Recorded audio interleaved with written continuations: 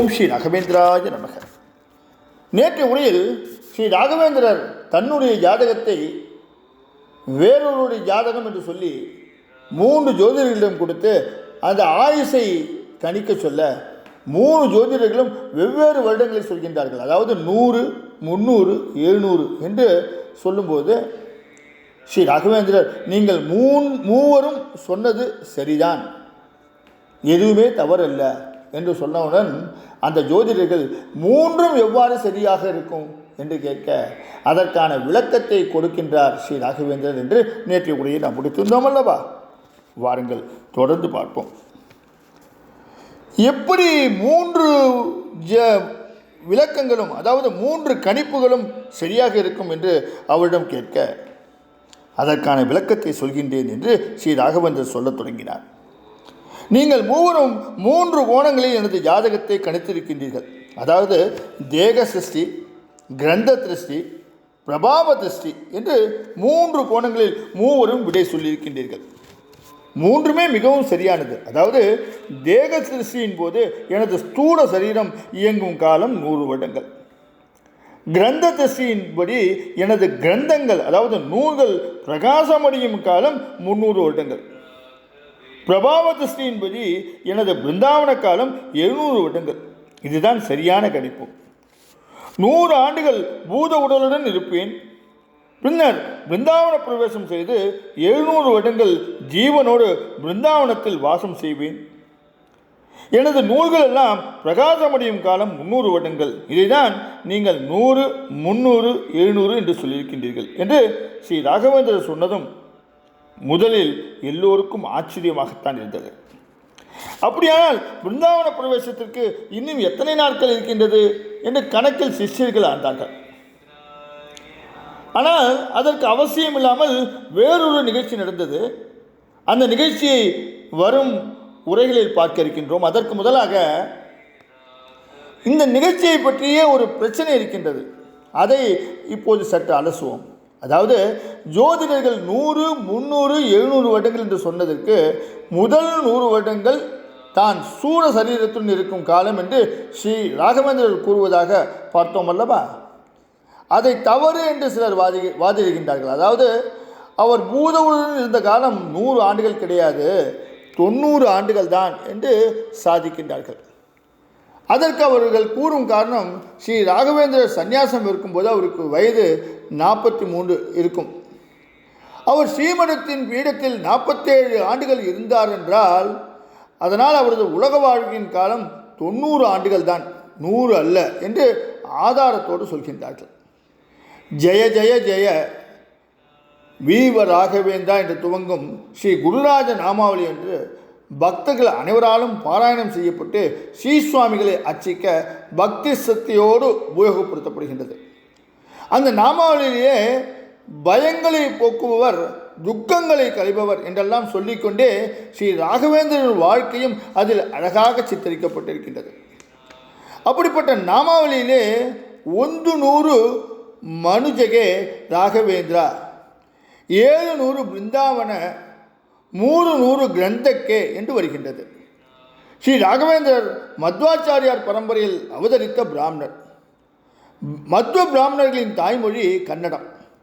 அந்த கன்னட பாஷையில்தான் மேற்படி நாமாவளி அமையப்பட்டிருக்கின்றது. தாய்மொழியிலே அவரை பற்றிய நாமாவளி உள்ளதென்றால் அது நிச்சயமாக சரியாக இருத்தல் வேண்டும் என்று சிலர் சொல்கின்றார்கள். அந்த நாமாவளியும் ஸ்ரீ ராகவேந்திரர் 100 ஆண்டுகள் நம்மிடையே நடமாடியதாகத்தான் பறைசாற்றுகின்றது. 90 வயதிற்கும் ஆதாரம் இருக்கின்றது, 100 வயதிற்கும் ஆதாரம் இருக்கின்றது. இவற்றுள் எதை சரியென்று எடுத்துக்கொள்வது என்று பல்வேறு கருத்துக்கள்.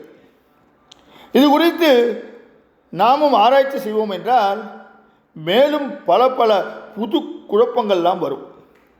அதாவது எல்லா ஆராய்ச்சியாளர்களும் அவர் பிருந்தாவன பிரவேசமான காலத்தை கிபி 1671 என்பதை சரி என்று ஒப்புக்கொண்டிருக்கின்றார்கள்.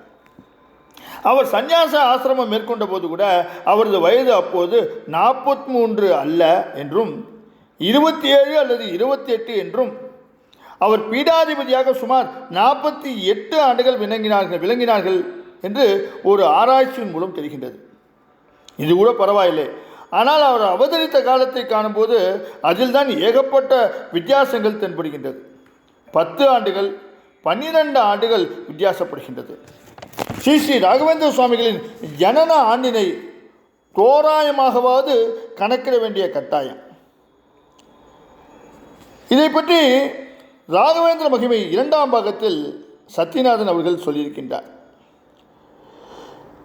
அதன் அடிப்படையில் நாம் பார்க்கும்போது ஸ்ரீ ராகவேந்திரர் பூத உடலுடன் இந்த பூ உலகில் நடமாடியது 73, 75 அல்லது 76, 78 ஆண்டுகள் என்று முடிவாகிறது. அப்படியானால் இந்த 100 ஆண்டுகள் 90 ஆண்டுகள் என்பதெல்லாம் என்ன கணக்கு? 100 ஆண்டுகள் ஸ்ரீ ராகவேந்திரர் நம்மிடம் இல்லையா?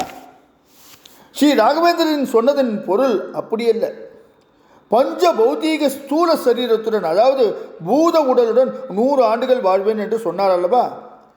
அதன்படி அவரது நடமாடுங்காலம் இந்த பூமியில் 73 முதல் 78 ஆண்டுகள் இருந்திருந்தாலும் மீதம் இருக்கும் ஆண்டுகளை பிருந்தாவனத்தில் பிரவேசித்து 100 ஆண்டுகள் வரை அப்படியே இருப்பேன் என்று அருளியதாகத்தான் பொருள் சொல்ல வேண்டும்.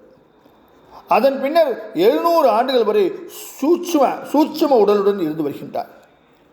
ஸ்ரீ சுவாமிகள் எத்தனை ஆண்டுகள் அன்று பூத உடலோடு சஞ்சரித்தார்கள் என்பது பற்றி நமக்கு கவலை இல்லை.